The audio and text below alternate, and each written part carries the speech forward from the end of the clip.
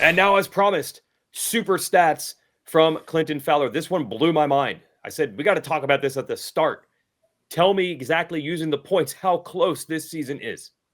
Yeah, Jason, it is incredible. We have the closest points battle amongst the top 5 in the history of the sport. Just a mere 10 points separate the top 5 guys.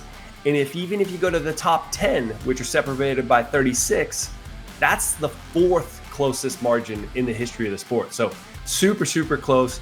JT, the thing that's interesting to me is 10 points is the difference between first place and 7th place. Last weekend, you had Cooper Webb get first, Jet got 6th, Ken Roczen got 7th. Those guys could swap next weekend, and there's your 10-point swing. The depth of competition is just incredible. Is anyone in position to take command, JT?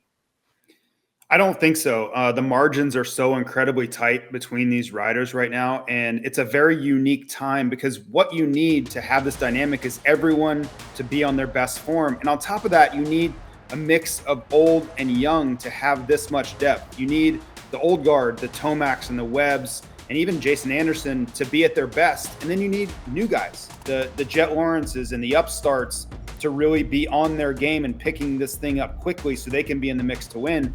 We don't see this all that often. It's a very unique time in the sport. And enjoy it. We won't have this forever. Once again, you're saying this is the closest the points have ever been after round 4 in the top 5 ever. Closest gap, 10 points. The second closest was 11. We've got a few at 13. This is the closest, though, Weege. We already talked about how close the points are. Give us some other data on this parity that continues. Yeah, Weege, pretty incredible season so far. We've had 8 different winners in 8 possible races. Absolutely incredible racing through 4 rounds. In the 250s, RJ Hampshire, Jordan Smith, Nate Thrasher, Levi Kitchen. In the 450s, Jet Lawrence, Chase Sexton, Aaron Plessinger, Cooper Webb. Incredible racing for all 8 of them. The interesting part, this has happened only this time in the entire history. We've never had 8 to start. We have had 3 times where there's been 7 winners. So close, but never had 8 like we're having right now.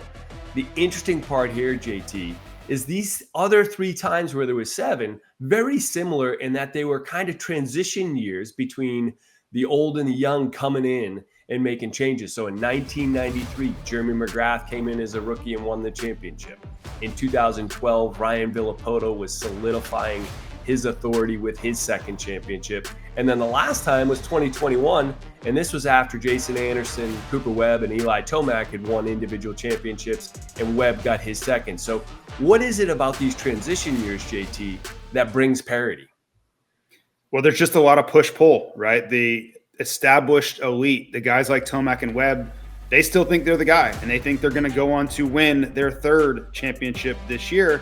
But then you have a rider like Jet Lawrence, like, no, this is my time now. I have arrived. We've all been waiting for me to get to the 450 class, and I'm here, and now it's my time to win. So it takes a very specific dynamic where you have the elite that are still in their prime, but have also been there long enough to have the experience, and then you need this new talent burgeoning into the class to try to win. So we don't get this that often. It's a very unique setup, but we're in the midst of it right now.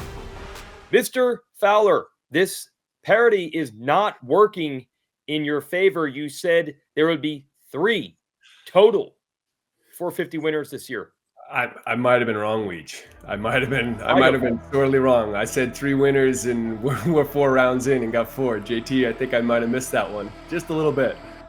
I don't think you can statistically be more wrong than to be 4 rounds in and already have lost this prediction. I'm not the king of the calculator, but I'm almost positive that's how this goes. Yeah, my calculator failed me this go around, guys. But hey, that's the benefit for the fans.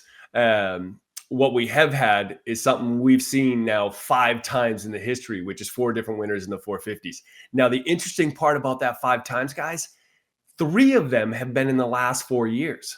So 2021, 2022, and now 2024, we got 4 different winners to start the season. So a ton of parity, more recent history. JT, what's changed lately? I just think the depth and the riders are sticking around a little bit longer. If you look at when Ryan Villopoto departed the series, when you look at when Ryan Dungey, they were pretty young. Ricky Carmichael, a lot of these riders left at 27. Well, now you have riders sticking around 30, 31, 32. So that helps the depth. It adds to the overall ability of different guys to win. And yeah, if you have everybody retiring at 27, it's going to be a youthful class and not many winners. So I just think, again, it's this very unique time where the old guys are still in their prime and capable, and the young guys are really blossoming early. That makes it so darn fun.